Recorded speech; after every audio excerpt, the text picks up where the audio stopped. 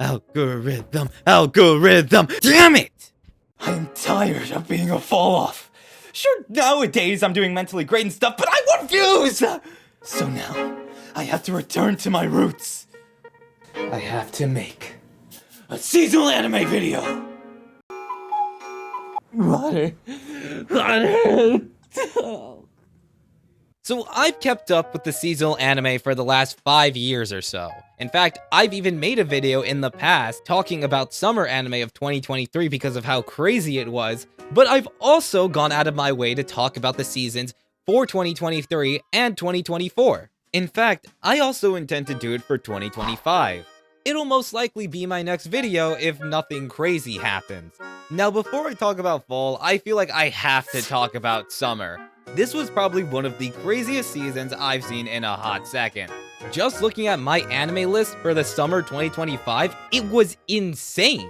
First off, Dress Up Darling and Rascal were both long-awaited season 2s.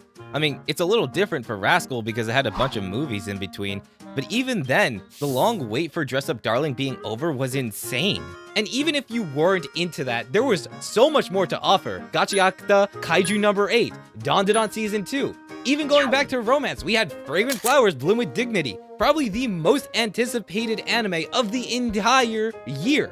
It was so bad to the point that for the first time ever, I had to actually write down a schedule for how many animes were coming out on a single day because I couldn't keep up with everything. And in case any of you actually care, here's a list of the anime I watched in the summer, as well as a reminder that Rent-a-Girlfriend Season 4 came out, and that it's already getting a Season 5.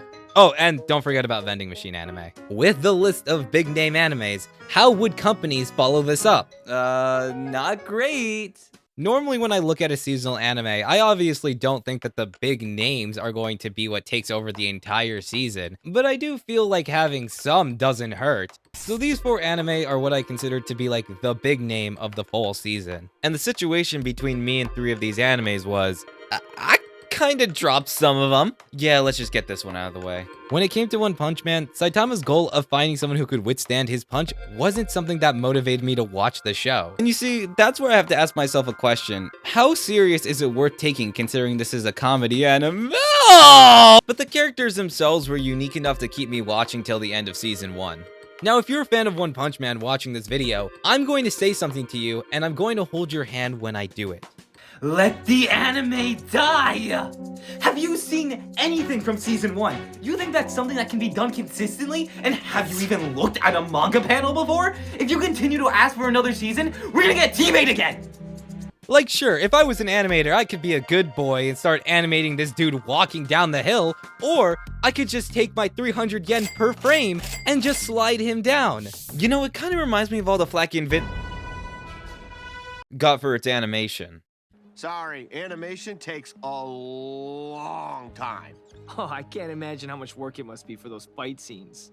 Next is To Your Eternity, which is an anime I also dropped at the end of season 1, although it was a 24-episode anime rather than One Punch Man's 12-episode first season.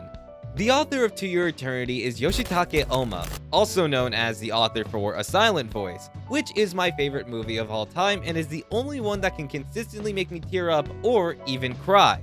So seeing that she was writing this was a very pleasant surprise, as well as the voice of my childhood, Hikaru Utada, singing the opening, which caught me off guard to say the least. I was also blown away by how amazing the first episode is because of the pure devastation that it causes. I mean, imagine you're a lone survivor of a tribe and then it just ends with you getting murked. But it gets worse for the main character of the show, Fushi, as he has to continue to live on and become familiar with death as a whole since everyone around him just dies. But that's my issue with the story.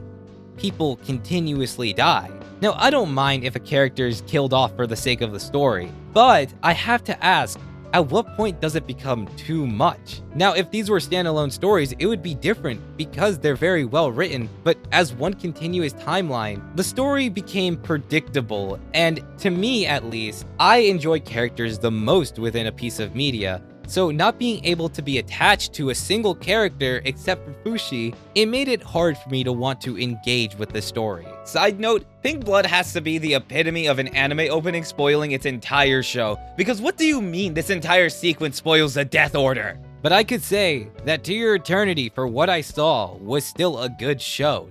If you continue to watch it, even with all of this, go ahead. You hate yourself, but go ahead. Personally, I think Happiness is kind of cool. Now here's the kicker with the next anime. I've watched more episodes of it than To Your Eternity and One Punch Man combined, and yet I think it is so unbelievably mid, yet so popular. And if there isn't a great shift in the show's quality for storytelling within the next couple of weeks, it's getting dropped. Oh, no, My Hero, you're cool. You! So Spy Family came out in 2022, and I first saw it, and I thought to myself, but I tried it anyway, and I dropped it at episode 7. Skipped to the current day, and then it got 2 more seasons.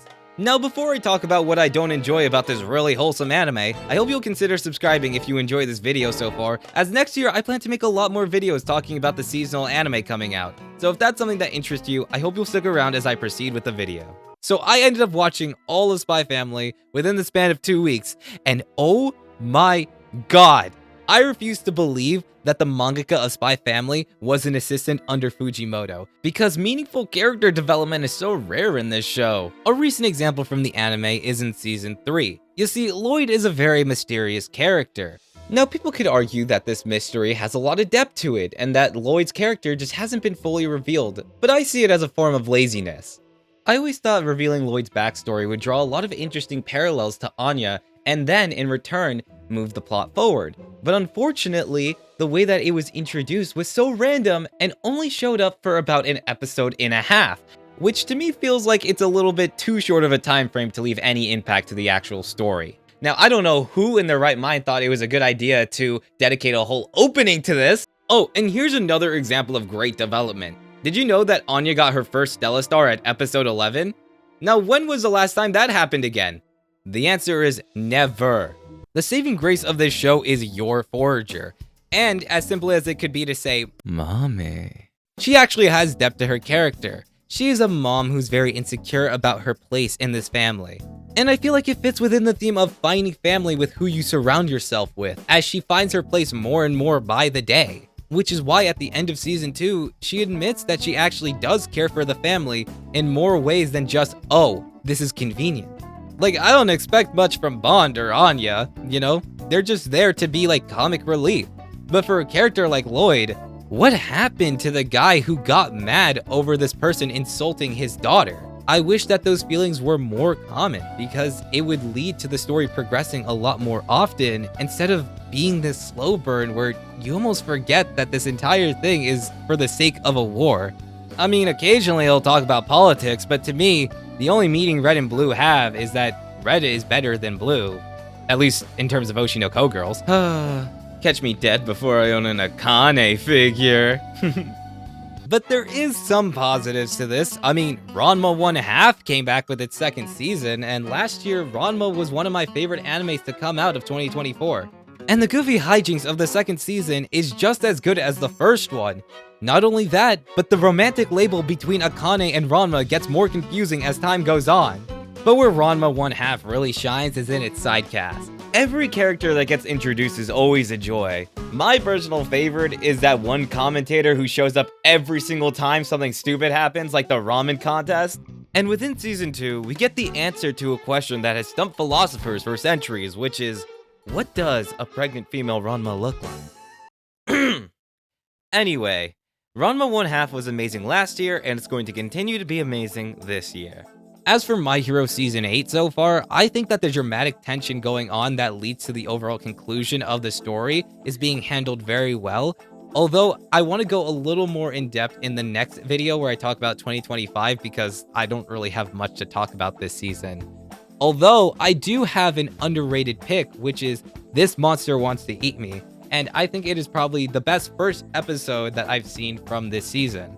You see, the basic plot summary is that suicidal girl finds monster that wants to eat her. I don't get the hype.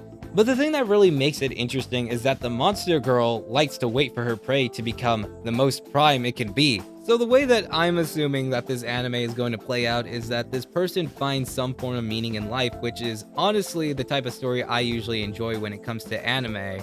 So it's definitely a show I want to keep up with going into the winter season. Although I feel like fall is a very necessary season because summer was stacked. And this break allowed me to attend to other responsibilities, like spending money on the Demon Slayer and Chainsaw Man movie. So thank you, fall.